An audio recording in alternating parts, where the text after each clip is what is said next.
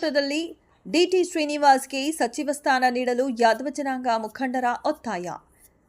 ಸಚಿವ ಸಂಪುಟ ವಿಸ್ತರಣೆಯ ಸಂದರ್ಭದಲ್ಲಿ ಹಿಂದುಳಿದ ವರ್ಗಗಳ ಪ್ರಾತಿನಿಧ್ಯದ ಅಡಿಯಲ್ಲಿ ನೂತನ ವಿಧಾನ ಪರಿಷತ್ ಸದಸ್ಯರಾದ ಡಿಟಿ ಶ್ರೀನಿವಾಸ್ ಅವರಿಗೆ ಸಚಿವ ಸ್ಥಾನ ನೀಡಬೇಕೆಂದು ಚಿಂತಾಮಣಿ ತಾಲೂಕಿನ ಯಾದವ ಜನಾಂಗದ ಮುಖಂಡರು ಕಾಂಗ್ರೆಸ್ ಹೈಕಮಾಂಡ್ಗೆ ಮನವಿ ಮಾಡಿದ್ದಾರೆ. ನಗರದಲ್ಲಿ ಹಮ್ಮಿಕೊಂಡಿದ್ದ ಪತ್ರಿಕಾಗೋಷ್ಠಿಯಲ್ಲಿ ಮಾತನಾಡಿದ ಮುಖಂಡರು, ಕಳೆದ 23 ವರ್ಷಗಳಿಂದ ಯಾವುದೇ ಸರ್ಕಾರಗಳು ಯಾದವ ಸಮಾಜಕ್ಕೆ ಸಚಿವ ಸಂಪುಟದಲ್ಲಿ ಸೂಕ್ತ ಸ್ಥಾನಮಾನ ನೀಡಿಲ್ಲ ಎಂದು ಅಸಮಾಧಾನ ವ್ಯಕ್ತಪಡಿಸಿದರು. ಸುಮಾರು ವರ್ಷಗಳಿಂದ ಜನಾಂಗದಲ್ಲಿ ಶಾಸಕರಾಗಿ ಆಯ್ಕೆಯಾಗಿರಲಿಲ್ಲ. ಅಂತಹ ಸಂದರ್ಭದಲ್ಲಿ ಕಾಂಗ್ರೆಸ್ ಪಕ್ಷದಿಂದ ಸ್ಪರ್ಧಿಸಿ ಡಿಟಿ ಶ್ರೀನಿವಾಸ್ ಅವರು ನೂತನವಾಗಿ ವಿಧಾನ ಪರಿಷತ್ ಸದಸ್ಯರಾಗಿ ಆಯ್ಕೆಯಾಗಿದ್ದಾರೆ. ಅಲ್ಲದೆ ಅವರು ರಾಜ್ಯ ಹಿಂದುಳಿದ ವರ್ಗಗಳ ಕಾಂಗ್ರೆಸ್ ಅಧ್ಯಕ್ಷರಾಗಿಯೂ ಸೇವೆ ಸಲ್ಲಿಸುತ್ತಿದ್ದಾರೆ ಎಂದು ಮುಖಂಡರು ವಿವರಿಸಿದರು.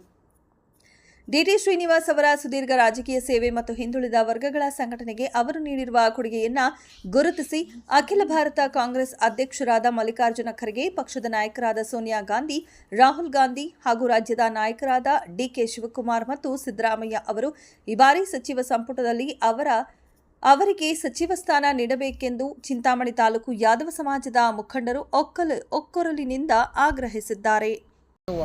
ಸಮಾಜದಿಂದ ಮತ್ತು ನಮ್ಮ ತಾಲೂಕು ಯಾದವ ಸಂಘದಿಂದ ಇವರಲ್ಲಿ ಮನವಿ ಮಾಡಿಕೊಳ್ತಾ ಇದ್ದೀವಿ.